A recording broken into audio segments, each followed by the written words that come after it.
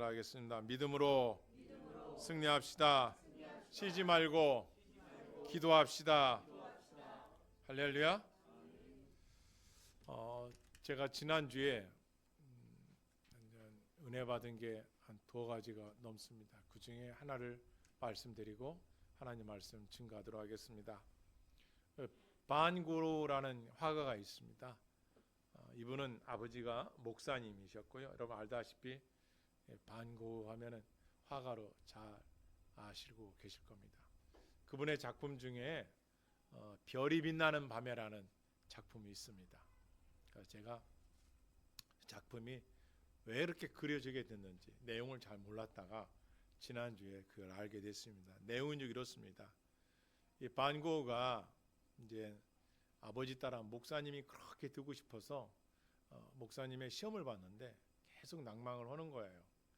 당신은 목회자가 되고 싶고 아버지 따라다 되고 싶은데 시험을 낭망하죠. 여러분 그 당시에 지금도 그렇게 녹록하진 않지만 그 당시에 목회자가 되려면은 뭐 기하학, 철학, 역사 공부가 빡셌습니다. 제가 그 커리큘럼을 보니까 보통 공부를 해서는 쉽지 않습니다. 그런데도 이 반고는 너무 하고 싶으니까 간증을 합니다. 그래서 지금 말하면 전도사라고 명칭을 주습니다. 그래서 교회를 좀 돕는 조수죠. 전도사죠. 그래서 그가 사역한 곳이 어디냐? 예수님이 오신다면 어느 곳에 오실까? 어떤 일을 기뻐할까 해가지고 스스로가 신의 읍내를 택하지 않고 어디로 갔느냐? 탄광촌으로 갔습니다. 그래가지고 그 탄광촌에 가서 그들을 보니 너무나도 배고프고 폐병으로 죽어가고 있고 너무나 슬펐습니다. 그런데 이 반고는 이미 그 올라말한 노예죠. 거기서 살 수 있는 집을 줬어요. 그런데 이 반고는 여기서 내가 어떻게 사느냐, 이 사람들이 이렇게 힘들어하는데, 그래서 그 집을 마다하고 생쥐들이 들끓는 탄광 옆에 오두막집에 들어가서 그들과 똑같이 생활합니다. 그리고 사례비가 나오면 빵을 사서 가난하게 도와주고 자기도 그렇게 삽니다. 몇 해가 된지 모르지만 그 노예에서 목사님들이 여러분이 시차를 나왔습니다. 그래서 와가지고 너 참 잘하고 있구나, 훌륭해, 이게 아니라 갑자기 회의를 하더니 다음과 같이 이야기하는 겁니다. 너는 목회자로서의 품위를 떨어뜨렸어. 너는 저 사람들과 구별되고 깨끗하게 그러한 모습으로 복음을 전하고 살아야 되지 왜 저 사람과 똑같이 그런 식으로 살았느냐. 너는 징계를 내려라.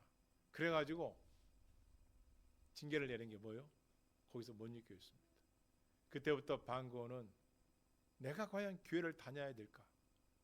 이게 과연 참된 목사들인가? 너무나 슬퍼서 그는 붓을 듭니다.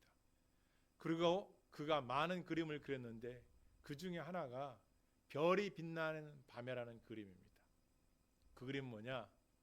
하늘에 큰 소용돌이가입니다.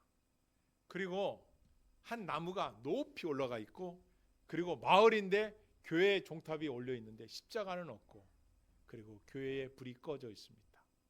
이게 그의 작품 별이 빛나는 밤입니다. 그 하늘에 큰 소용돌이는 성령을 말하는 것이고, 성령님을 말하는 것이고, 불 꺼진 곳은 사랑 없는 교회, 복음이 없는 교회, 형식만 있고 이웃에 대한 사랑의 실천도 없는 그런 교회라는 걸 보여주고 있는 겁니다. 저는 그거를 보고 너무 감동받아서 19,000원짜리 그의 작품을 주문해서 오늘 벽에다가 지난주 토요일날 걸어놨습니다. 여러분이 좀 이따 식사 예배 마치고 식사하시면서 보십시오. 저는 저것을 보면서 반고가 전하고자 했던 그 복음, 아버지로부터 신앙도 잘 전수받았고 그의 입술을 통하여 가난한 자들과 함께 생활하면서 전하고 싶었는데 형식과 뿐만 아니라 참된 교회가 뭔지, 참된 목자가 뭔지 알지 못했던 그 당시의 사람들, 저는 너무 애통했습니다. 오늘 여러분 어떻습니까? 지금 반고 얘기하는 게 아닙니다. 저와 여러분을 얘기하는 겁니다. 여러분이 주일날 나와서 하나님 말씀을 듣습니다. 새로워져야겠지. 내가 이렇게 살아서는 안 되지. 사랑을 실천하면서 살아야지. 나와 내 가족도 중요하지만 우리 주위에 팔다리 없고 가난하고 병들고 지치고 고난 백성 많은데, 아니 내 직장에서 아직 복음을 듣지 못해서 죽어가고 있는데도 내 입술을 열어 복음 전하지도 못하는 내 신세, 내 양식을 나눠서 떡을 하고 국을 끓여서 대접하는 그런 사랑이 필요한 시대인데 우리는 어떻습니까? 반고에게 책벌을 가한 그런 노예와 같은 사람들이 아닙니까?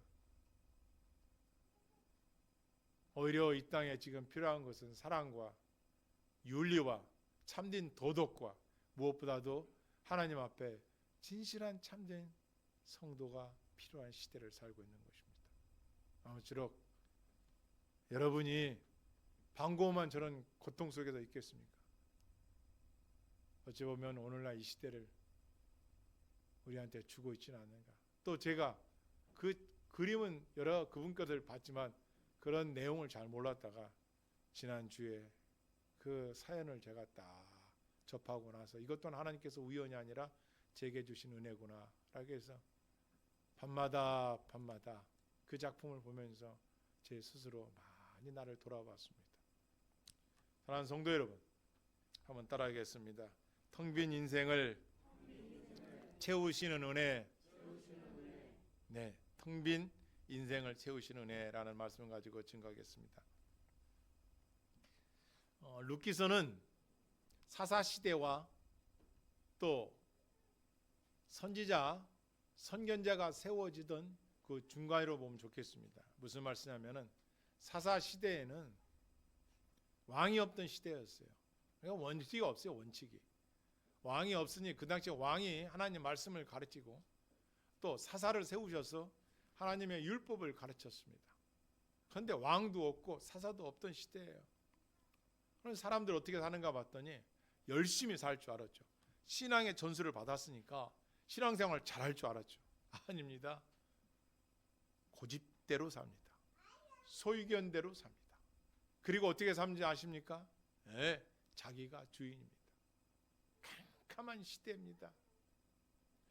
이 사사기에서 사무엘상하 넘어오기 전에 이 룻기가 있는데요. 이 룻기 이전에 사사기 마지막 장면 시대는 어떤지 아십니까? 12지파끼리 싸움을 합니다. 왜요? 얼마나 사람들이 소견대로 살다 보니 악해졌는지 첩을 데리고 사는 사람이 첩이 도망가서 첩을 찾으러 갔다가 첩을 데리고 오는 길에 밤중에 한 마을에 들러서, 그것도 한 지파에 속한 마을인데요, 기가하는 동안 그 지파 사람들이 이 여자를 강간해가지고 죽었습니다. 그랬더니 이 남자가 토막을 내요. 12지파, 11지파에 다 보내버립니다. 전쟁이 일어난 겁니다. 그런 악독한 시대에 있었어요. 사람이 고집대로 살다가요 망하는 겁니다. 고집도 필 고집이 있고 피지 말아야 할 고집이 있는데 얼마나 고통스러운 시대입니까? 그런 암흑기에 아니 하나님의 백성이 사는 이스라엘 유다 땅에 믿음을 보고 있느냐 말이야. 하나님을 두려운 사람이 있느냐 이거예요. 결국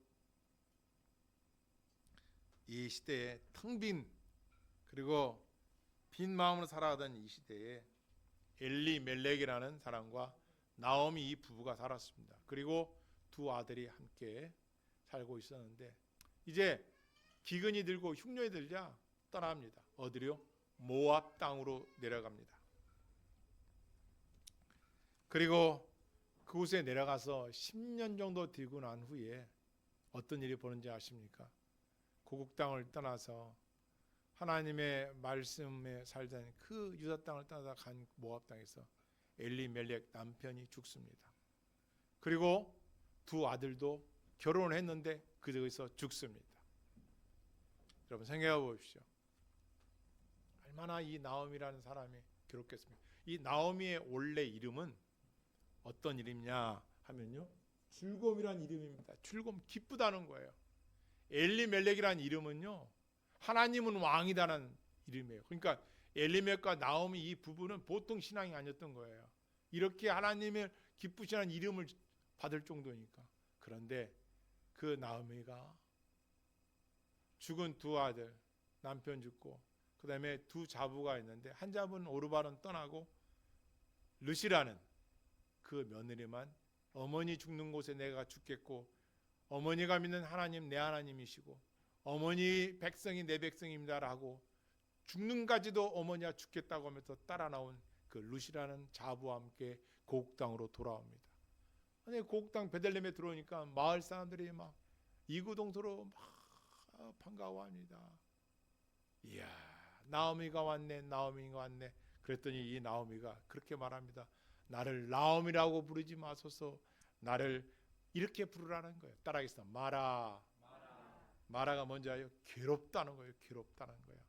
무슨 말이에요? 내가 모압 땅에 내려가서 얼마나 환난과 고통을 당하는지 아십니까?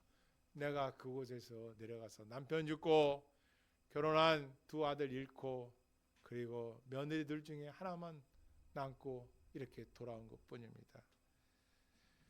그러면서 자기의 이름을 말하라고 부르라고 말합니다. 어찌 보면 나오미는 차가운 겨울바다에 황량한 벌판에 있는 것과 같습니다. 오늘날 이 시대를 살아가는 저와 여러분, 혹시 이 중에 여러분 그런 분 없습니까? 내가 여지껏 그렇게 안 살았는데 왜 내 손에는 빈 털털이고 나의 인생에 남는 것은 없고 왜 이렇게 황량하고 처참한가 라는 분 말입니다. 또 어떤 분은 재정적으로 경제적으로 어려워서 힘든 분도 있을 것입니다. 그것뿐만 아니라 인간관계에서 깨어졌기 때문에 힘들어하는 분들도 있을 수 있습니다. 왜 내 인생에 풍년이 아니라 흉년인가? 희망도 없고 괴로워서 기도조차 할 수 없는 그런 분도 있을 수 있습니다. 그러나 그 절망의 한복판에서 하나님은 어떻게 일하시고 계시는가 그 내용이 오늘 룻기서 2장에 나와 있습니다. 여러분 본문 1절과 2절을 한번 보겠습니다. 룻기서 2장 1절과 2절 보겠습니다.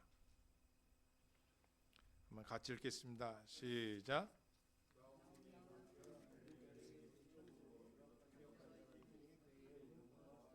2절도요. 모압 여인 룻이 나오미에게 이르되 원하건대 내가 밭으로 가서 내가 누구에게 은혜를 입으며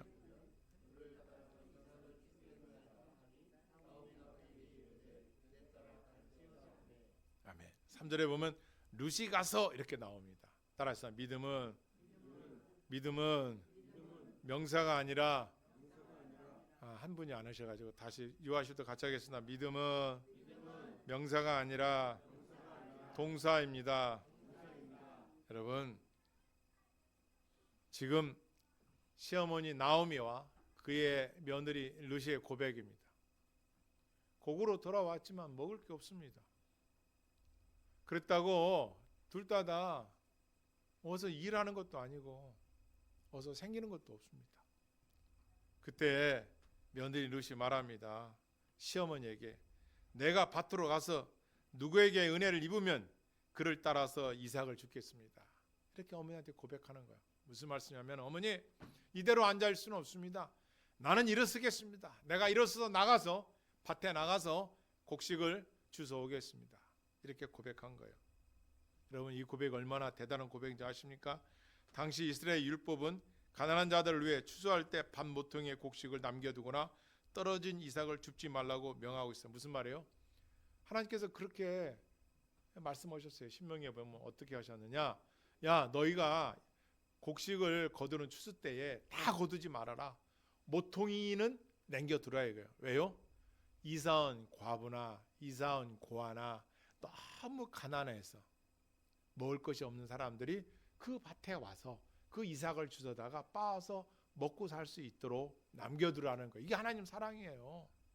이렇게 하나님께서 말씀해 주시는 겁니다.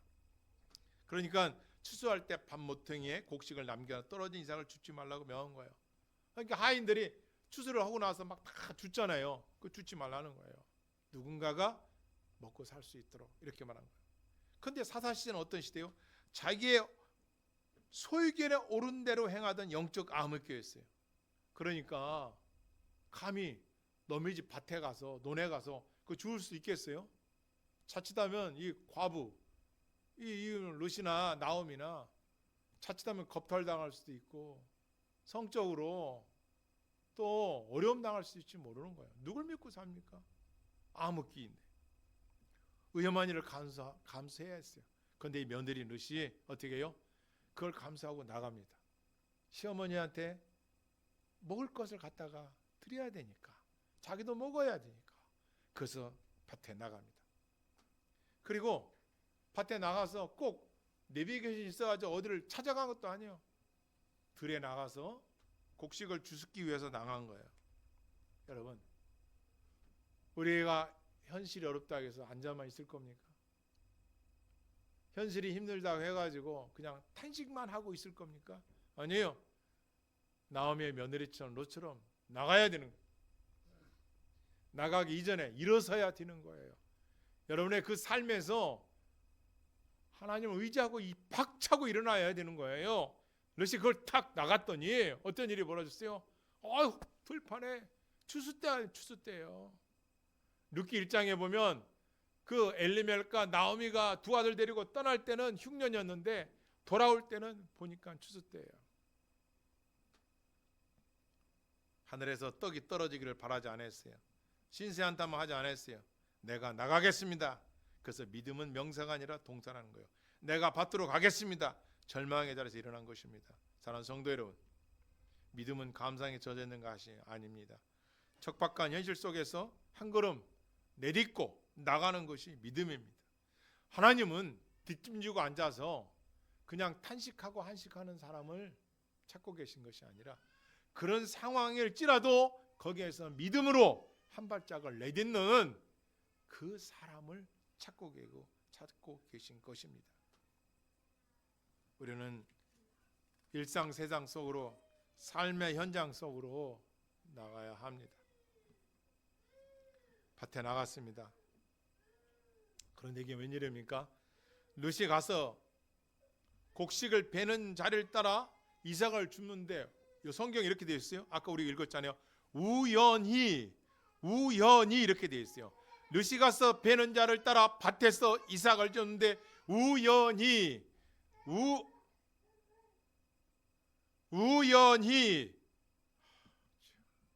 엘리멜렉의 친족 보아스에게 속한 밭에 이르렀더라. 그러니까 우연히 이르렀다는 거예요. 우연히. 여러분, 그리스도 안에서 우연이 있습니까?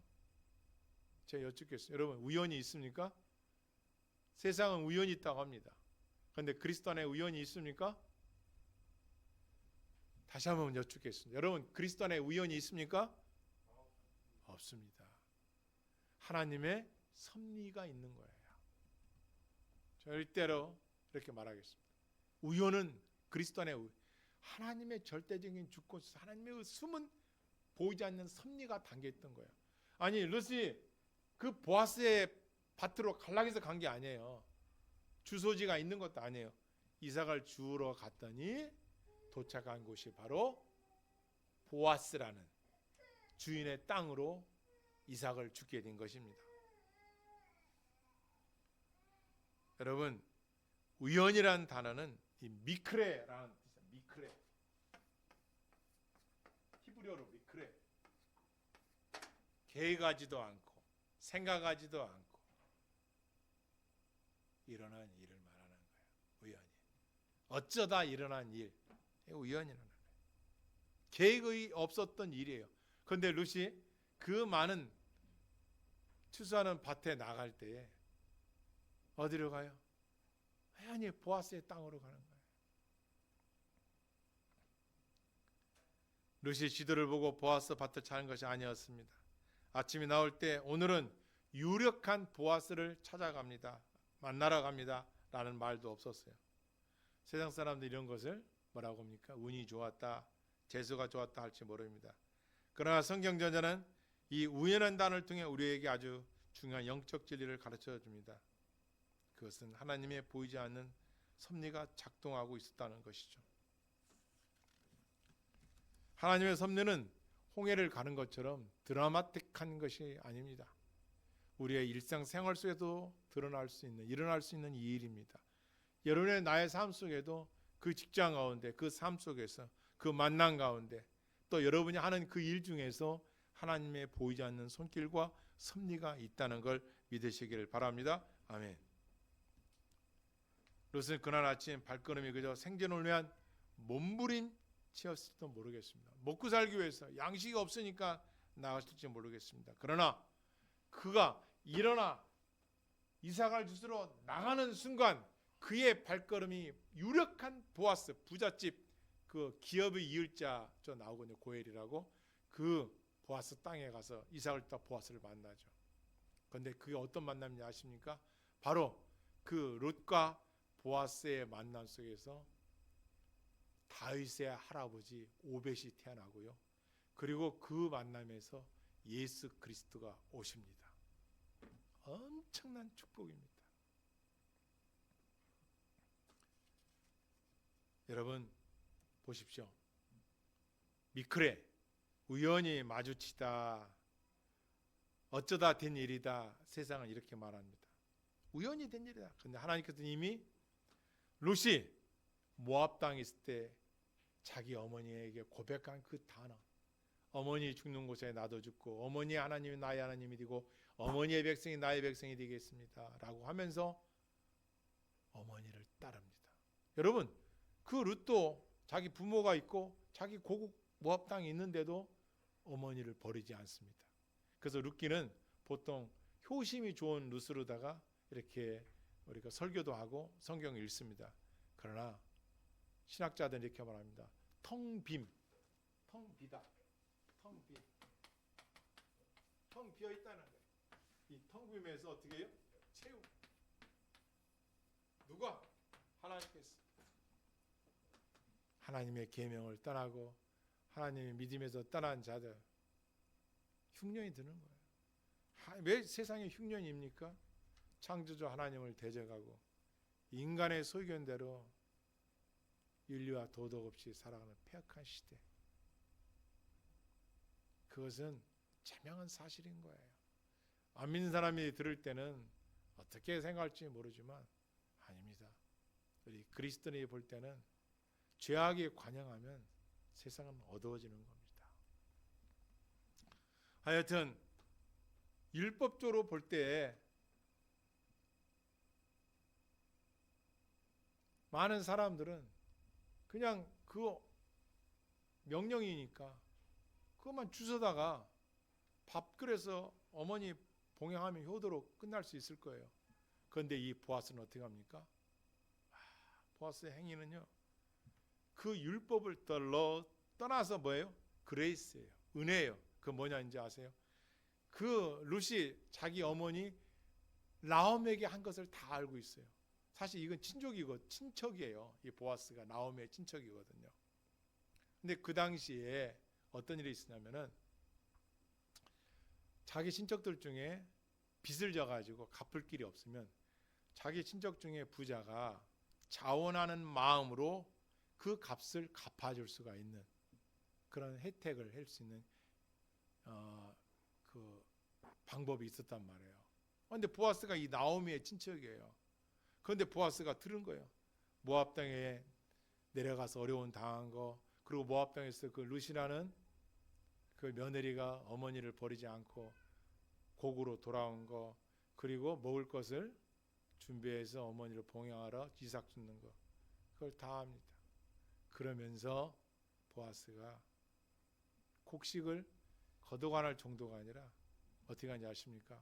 자기 그 일하는 종들의 소년들에게 곡식을 더 잘라서 더 놔주라 이거야. 단과 단 사이에. 그러니까 우리나라 한국말로 하면 볕단과 볕단 사이에 그걸 다 뿌려주라 이거야. 그 롯이 그걸 다 주워갈 수 있도록. 율법적은 모퉁이만 남겨두지만 율법을 넘은 사랑은 뭐예요? 그 은혜는 더 베푸는 거예요. 아주 중요한 말씀입니다. 얼마를 주었는가 제가 봤더니 13kg예요. 13kg면은 적은 양이 아니에요. 21리터 많은 양이에요. 그 13kg를 주어 가지고 집에 가서 먹을 수 있도록 보아스가 은혜를 베풀어 준 거예요. 이걸 우리는 헤세드, 하나님의 은혜라는 것이죠. 그것뿐만 아닙니다. 보아스가 어떻게 하는지 아십니까? 그 롯에게, 이방 여인입니다, 자기 상에서 식탁에 초대를 합니다. 이렇게 말해요. 내 따라 떠나지 말고 나의 소녀들과 함께 있으라. 그리고 소녀들에게 명하는 거야. 소녀들에게 명령하되 롯을 건드리지 못하고 그 롯을 존중해 주라. 시어머니를 존중하는 그 롯을 너희들이 존중해 주라. 그리고 떡조각을 초에 찍어 먹게 하고 볶은 곡식을 배불러 먹으라고 합니다. 은혜이죠, 은혜. 나오미가 흉년이 되어 양식을 찾아 살려고 모압 땅으로 떠나갈 때는 흉년이었지만 그가 하나님 앞에 죄를 고백하고 그가 하나님 앞에 내가 하나님 앞에 바로 서지 못한 것에 대해서 회개하고 그리고 다시 그 베들레헴 땅에 양식이 있다는 소식을 듣고 돌아설 때 이미 하나님은 그에게 여호와 이레의 복을 허락해 주신 것이죠. 그런데요, 제가 4절을 보니까 이게 있어요. 보아스가 이렇게 말해요. 하나님이 그의 선행대로 보응하시며 상 주시는 이 길을 축복하였어요. 뭐라고 그래요? 그 롯이 시어머니에게 잘한 것을 축복해줘요. 그러면서 하나님, 보아스가 믿음이 좋죠. 그렇게 축복합니다. 나중에 그 롯이 곡식을 걷어가지고 나오미 앞에 왔을 때 나오미도 이렇게 해요. 여호와께서 너에게 이삭을 줍도록 한 그 사람에게 복이 있기를 원하노라. 이렇게 축복합니다. 그러니까 축복과 축복이 만나는 거예요. 그래서 우리는 할 수만 있는 대로 상황 속에서 원망불평이 아니라 축복하는 자가 되길 주님의 이름으로 축원합니다. 아멘. 이것은 율법을 뛰어넘는 은혜의 행위요 사랑의 차원인 것입니다. 그래서 이것을 헤세드라 그러는 거죠. 놀라운 일이 벌어졌습니다. 나오미가 그러는 거예요. 야, 누구 바치라고? 보아스? 보아스는 우리 친척인데? 친척은요, 땅을 팔거나 종으로 팔려갈 때 대신 값을 지불해 줄 수 있는 제도가 있었는데 그게 바로 고엘이라는 제도. 고엘이라는 제도예요. 기업 물을 자, 친척들이 대신 갚아줄 수가 있고 친척들이 대신 행해 줄 수 있었는 거예요. 나오면 깨달은 거예요. 우리 가정을 다시 일으킬 사람은 보아스구나. 하나님의 은혜로 저 친척 보아스가 우리 가문을 일으키겠구나. 이걸 대뜸 알게 됩니다. 자, 그러면 고애를 이루기 위해서는 세 가지 조건이 있는데 첫째, 친척이어야 되고요. 빚진 자와 가까운 혈육이어야 된다는 거. 두 번째, 빚을 대신 갚아줄 만한 재력이 있어야 하고요. 세 번째, 억지로가 아니라 스스로 원해서 해야 됩니다. 억지로가 아니에요. 이것은 우리에게 어떤 예표냐? 바로 예수 그리스도의 예표입니다. 하나님께서는 보십시오. 그분은 택한 백성들을 구원시키시려고 자기 백성들을 죄에서 구원시키시려고 이 땅에 오셨어요. 그리고 그분은 죄가 없으신 분이기 때문에 충분히 그 죄를 대속할 만한 능력을 갖고 계신 분이요. 세 번째, 하나님은 스스로 우리를 죄에서 구원해 주시기 위하여 하나님 편에서 그 일을 행하신 것입니다. 바로 이것입니다. 그래서 예수님이 그런 기도를 하죠. 내 뜻대로 마옵시고 아버지의 뜻대로 이렇게 맡기는 겁니다. 아버지께 맡기는 거예요. 밭의 가장자리에서 은혜의 식탁으로. 성도가 누굽니까? 여러분과 내가 밭의 가장자리에 있던 자들이에요. 스웨덴 자들이었는데 이제 예수 그리스도를 영접하고 그분의 백성이 됨으로 하나님께서 기쁨의 식탁에 우리를 초대한 것이나 같은 거죠. 텅 빈 인생이 하나님 앞에 고백하고 사죄하고 하나님의 말씀대로 행하니까 어떻게 하나님 도와주세요? 그를 다시 그의 식탁, 하나님의 식탁 앞으로 초청해 주신다는 것입니다. 이것이 헤세드의 사랑인 것입니다. 성도 여러분, 어쩌면 우리 인생이 지금 텅 빈 곡간과 같을 것이고 육체적 질병이나 물질의 어려움 때문에 힘들어할 수도 있을 것입니다. 그러나 거기에서 우리가 일어날 수 있는 길은 뭐냐? 여러분의 마음이 하나님 앞에 고정되는 겁니다. 그리고 환경에 매이지 말고 일어서는 겁니다. 다시 하나님 말씀을 붙드는 겁니다. 그리고 그 말씀을 붙잡고 나가는 겁니다. 제가 근자에 책을 읽다가 어떻게 하면 이 뇌를 치매나 또 뇌의 집중력을 떨어뜨리지 않고 잘 할 수 있을까? 뇌에 대한 관심이 저는 원래 많은데 보니까 세 가지 정도 되더라고요. 하나는 유산소 운동을 통해서 뇌에 머리를 맑게 하고 산소를 많이 주는 거예요. 두 번째가 독서예요. 독서. 책을 읽으면 전두엽이 활달돼서 머리가 좋아져요. 머리가 뇌가 깨어나요. 독서예요. 독서. 그리고 또 하나가 뭔지 아십니까? 독서보다 더 좋은 게 있어요. 그게 바로 소리 내어 읽는 겁니다. 그런 뇌가 계속 발달해. 이 뉴런이 계속 스파크가 일어나면서 반복적으로 읽으면서 뇌가 좋아진다는 거예요. 성경입니다. 성경을 읽으시는 게 이때 어떻게 읽어요? 소리 내어 읽으십시오.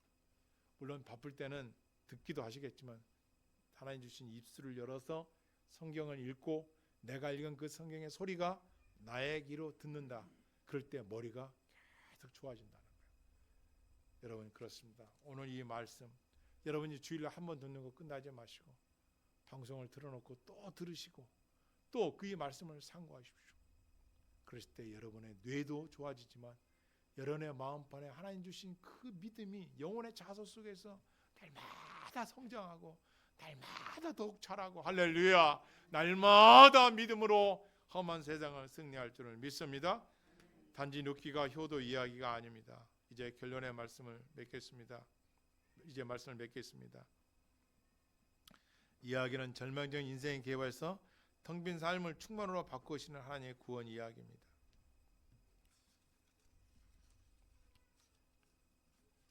보아스가 롯에게 은혜를 베풀어 한 끼의 배고픔을 해결해 주었다면 예수님은 십자가에서 자신의 몸을 찢으사 우리 영혼의 기근을 끝내주셨습니다.